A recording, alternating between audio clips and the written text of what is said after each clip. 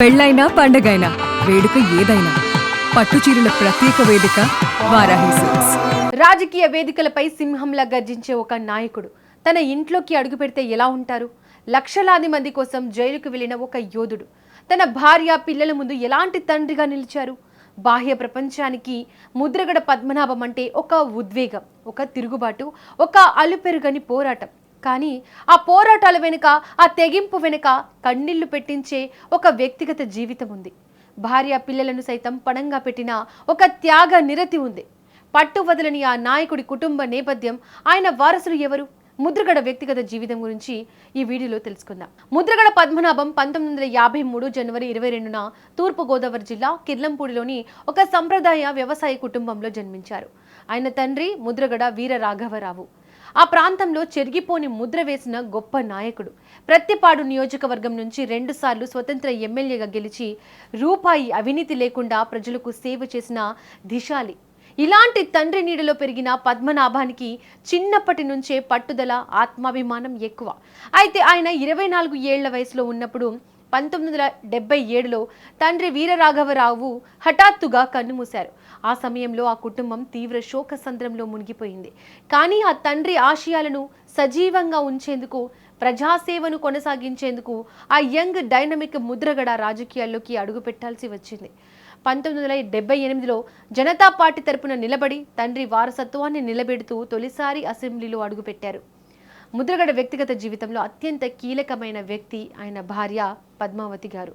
ఒక సామాన్య గృహిణిగా ముద్రగడ జీవితంలోకి అడుగుపెట్టిన పద్మావతి గారు ఆయన నడిపిన ప్రతి రాజకీయ, సామాజిక యుద్ధంలోనూ నీడలా నిలిచారు.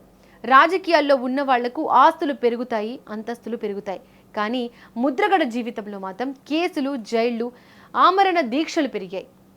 మంత్రి పదవిని వదిలేసి రోడ్డుపైకి వచ్చినప్పుడు భర్త నిర్ణయాన్ని ఆమె గౌరవించారు. ముఖ్యంగా 2016 కాపు ఉద్యమ సమయంలో ముద్రగడ దంపతులను కిర్లంపూడిలోని గృహ నిర్బంధం చేసినప్పుడు, ఆ తర్వాత హాస్పిటల్లో ఉంచినప్పుడు ప్రభుత్వం ఎన్ని ఒత్తిళ్లు తెచ్చినా పద్మావతి గారు భయపడలేదు. భర్తతో పాటే ఆమె కూడా నిరాహార దీక్షకు కూర్చున్నారు. నా భర్త ఆశయం నెరవేరాలి, నా భర్త ప్రాణాలు దక్కాలి అంటూ ఒక భారతీయ నారిగా ఆమె చేసిన పోరాటం, పడ్డ వేదన ముద్రగడ వ్యక్తిగత జీవితంలో అత్యంత భావోద్వేగపూరితమైన ఘట్టం. ముద్రగడ పద్మనాభం, పద్మావతి దంపతులకు 2 కుమారులు, వీర రాఘవరావు, చెల్లారావు, కుమార్తె క్రాంతి. సాధారణంగా ఇంత పెద్ద లీడర్ పిల్లలు అంటే లగ్జరీ లైఫ్ అనుభవిస్తారు అనుకుంటారు. కానీ ముద్రగడ వారసులు మాత్రం చాలా సాదాసీదాగా ప్రచారానికి దూరంగా ఉంటారు. కిర్లంపూడిలో వ్యవసాయం చూసుకుంటూ తండ్రి చాటు పిల్లలుగానే బతికారు. కానీ ముద్రగడ చేసిన సామాజిక ఉద్యమాలు ఆయన వ్యక్తిగత జీవితాన్ని, పిల్లల భవిష్యత్తును తీవ్రంగా ప్రభావితం చేశాయి. ఒక ఇంటర్వ్యూలో ముద్రగడ కళ్ళల్లో నీళ్లు పెట్టుకుంటూ అన్న మాటలు ఇప్పటికీ అందరినీ కదిలిస్తాయి. నా జాతి జనుల కోసం నేను నా రాజకీయ భవిష్యత్తును త్యాగం చేశాను. నా 2 కొడుకుల జీవితాలను, వాళ్ళ కెరీర్ను నా ఉద్యమం కోసం బలి చేశాను. వాళ్లకు నేను తండ్రిగా ఏమీ ఇవ్వలేకపోయాను. కేవలం పోలీస్ కేసులు, కోర్టుల చుట్టూ తిరగడమే మిగిల్చాను అని ఆయన ఆవేదన చెందారు. కొడుకులపై కేసులు పెట్టి ఇబ్బంది పెడుతున్నప్పుడు ఒక తండ్రిగా ఆయన గుండె ఎంత ఘోషించిందో కిర్లంపూడి ప్రజలకు బాగా తెలుసు. అయినా సరే కొడుకులు 2 తండ్రి ఆశయానికి అడ్డుపడలేదు, ఆయన వెంటే నడిచారు. ముద్రగడ పద్మనాభం గారి వ్యక్తిత్వంలో మరో గొప్ప కోణం ఆయన సాదాసీదా జీవన శైలి.